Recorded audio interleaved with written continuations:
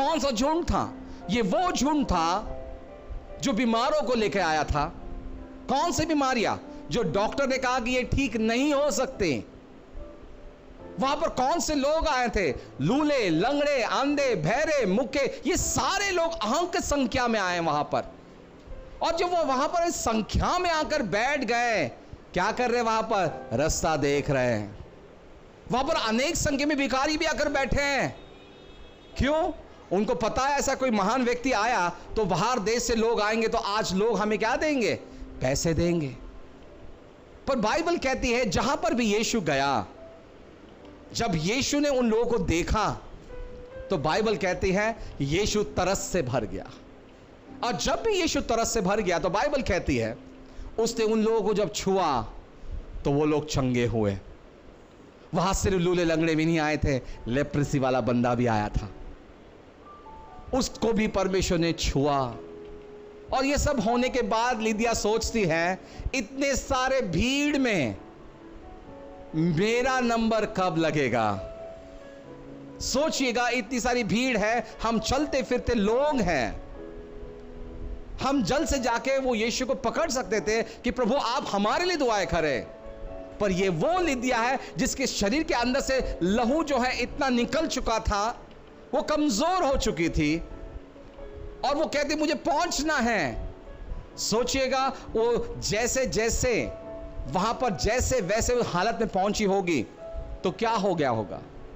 कभी उसने अपने हाथ को बाहर निकाल दिया, लोगों ने उसके उंगलियों पे पांव रख दिए होंगे। सोचिएगा, वो एक दर्द अलग से। कुछ लोगों ने उसके शरीर पे पांव रखकर निकल करेंगे, वो दूसरा एक दर्द अलग से।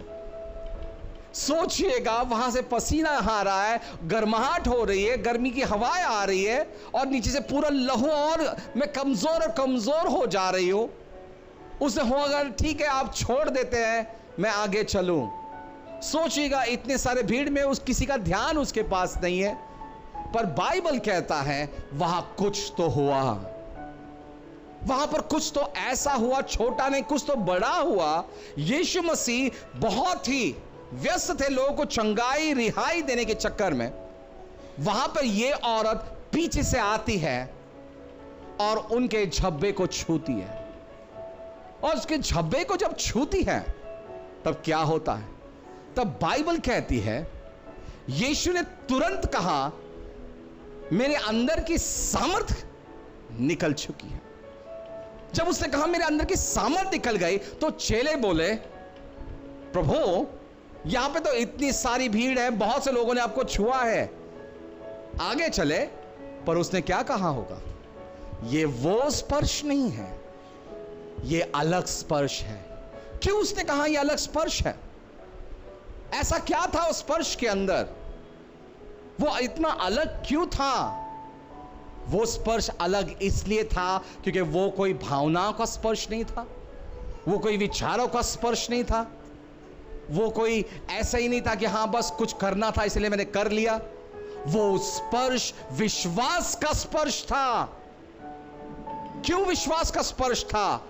और इसीलिए तो बाइबल कहती है हमें, रोमियो 10:17 में वो कहता है विश्वास कैसे आता है? मसीह के वचन को सुनने से सुनने से सुनने से आता है।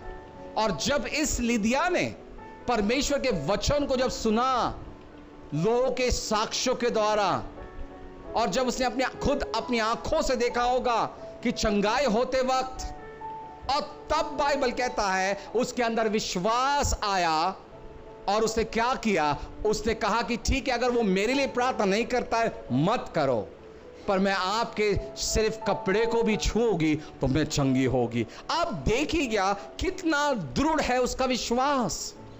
उसी तरह से आज मैं आपके सामने रखना चाहता हूं कि आज आप जो भी मुसीबत से जा रहे हो या संकट से जा रहे हो या कोई बीमारियों से गुजर रहे हो, इसका मतलब यह नहीं कि आज आपका सब कुछ खत्म हो चुका है। इसलिए तो बाइबल कहती है, यीशु ने कहा आपके बोझ मुझ पे डालो क्योंकि मैं आपकी फिक्र करता हूं। अगर आज आप कहते हो कि मेरे जीवन में कोई मकसद नहीं है तो यीशु मसीह कहता है मैं आपके लिए आपकी शांति बनता हूं।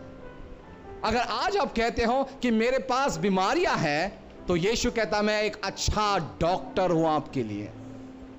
जब आज आप कहते हो कि मेरे जीवन में कोई मिठास नहीं है, तो यीशु कहता है मैं आओ मुझे चख कर देखो मैं कितना भला हूं। जब आप कहते हो कि प्रभु मैं अकेला हूं, तो यीशु कहता है कौन कहता तो अकेला, संकट के संसार के अंत तक रहने वाला वो तेरे साथ है।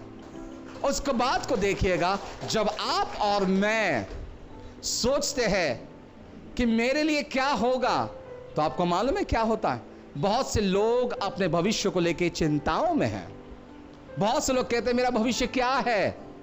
मुझे बताने दीजिए, जो लोग अपने भविष्य के बारे में चिंता करते हैं उनका उत्तर मैं आज देना चाहता हूं।